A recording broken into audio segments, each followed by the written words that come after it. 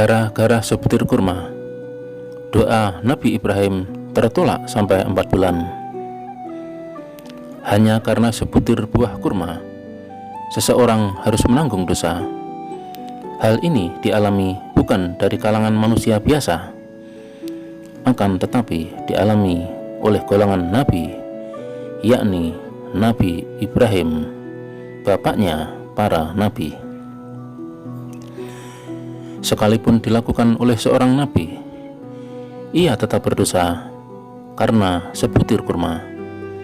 Bahkan yang dilakukannya adalah tindakan tidak sengaja. Namun dosa tetaplah dosa, tidak peduli siapa pelakunya. Ia tetap akan menerima akibatnya. Sehingga doa Nabi Ibrahim yang selalu mustajab ditolak oleh Allah Subhanahu wa Ta'ala selama 4 bulan lamanya. Dalam buku Tazkirat al-Aulia dan dalam buku Masnawi karya Sufi Jalaluddin Rumi, kisah ini terjadi ketika Nabi Ibrahim alaihissalam selesai melaksanakan ibadah haji. Beliau kemudian berencana untuk berziarah ke Masjidil Aqsa. Untuk membekali diri sepanjang perjalanan, Nabi Ibrahim membeli 1 kilo kurma kepada seorang pedagang di wilayah Masjidil Haram. Setelah mengetahui kurmanya sudah dibungkus, Nabi Ibrahim melihat ada 1 butir kurma yang jatuh dekat dengan timbangan. Merasa itu adalah kurma miliknya, sang Nabi kemudian memakan kurma tersebut tanpa berdosa dan tanpa merasa bersalah. Mengingat kurma tersebut bagian yang terjatuh, maka Nabi pun melanjutkan kehidupannya seperti biasa. Setelah 4 bulan kejadian tersebut, Nabi Ibrahim baru tiba di Masjidil Aqsa. Sesampainya di sana, beliau mencari lokasi yang hening agar khusus dalam berdoa dan beribadah kepada Allah Subhanahu wa Ta'ala. Ternyata dalam keheningannya, ia justru mendengar 2 malaikat bercerita tentang dirinya. Itu Ibrahim bin Adam, seorang ahli ibadah yang zuhud dan wara, yang doanya selalu dikabulkan oleh Allah Subhanahu wa Ta'ala. Kata malaikat yang satu, tetapi sekarang tidak lagi. Doanya ditolak karena 4 bulan yang lalu ia memakan sebutir kurma yang jatuh dari meja seorang pedagang tua di dekat Masjidil Haram. Jawab malaikat yang satu lagi. Mendengar hal itu, Nabi kaget bukan kepalang.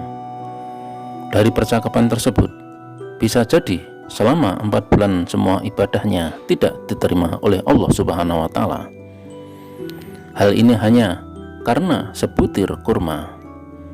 Menyesali tindakannya, akhirnya Nabi Ibrahim berencana kembali ke Masjidil Haram untuk menemui sang penjual dan meminta maaf.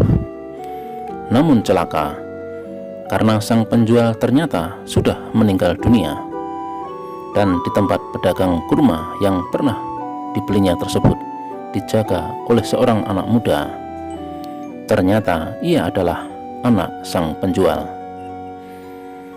4 bulan yang lalu saya membeli kurma di sini dari seorang pedagang tua. Kemana ia sekarang? Tanya Ibrahim. Sudah meninggal sebulan yang lalu. Saya sekarang meneruskan pekerjaannya berdagang kurma, jawab anak muda itu. Inna lillahi wa inna ilaihi rajiun. Kalau begitu, kepada siapa saya meminta penghalalan? Lantas Ibrahim menceritakan peristiwa yang dialaminya. Anak muda itu mendengarkan penuh minat. Nah, begitulah, kata Ibrahim setelah bercerita. Engkau sebagai ahli waris orang tua, maukah engkau menghalalkan sebutir kurma milik ayahmu yang terlanjur kumakan tanpa izinnya? Bagi saya tidak masalah. Insya Allah saya halalkan. Tapi entah dengan saudara-saudara saya yang jumlahnya 11 orang. Saya tidak berani mengatasnamakan mereka, karena mereka mempunyai hak waris sama dengan saya. Di mana alamat saudara-saudaramu? Biar saya temui mereka satu persatu. Setelah menerima alamat, Ibrahim bin Adam pergi menemuinya. Biarpun berjauhan, akhirnya selesai juga. Semua setuju menghalalkan sebutir kurma milik ayah mereka yang termakan oleh Ibrahim 4 bulan kemudian. Kemudian Ibrahim bin Adam sudah berada di bawah kubah Sakra. Tiba-tiba ia mendengar 2 malaikat yang dulu terdengar lagi bercakap-cakap. Itulah Ibrahim bin Adam yang doanya tertolak gara-gara makan sebutir kurma milik orang lain. Oh tidak, sekarang doanya sudah makbul lagi. Ia telah mendapat halalan dari ahli waris pemilik kurma itu. Diri dan jiwa Ibrahim kini telah bersih kembali dari kotoran sebutir kurma yang haram karena masih milik orang lain. Dan sekarang ia sudah bebas dari dosa. Itulah gara-gara sebutir kurma, doa Nabi Ibrahim tertolak selama 4 bulan lamanya. Semoga bermanfaat dan berkah untuk semuanya. Salam dari Jalan Sang Kekasih.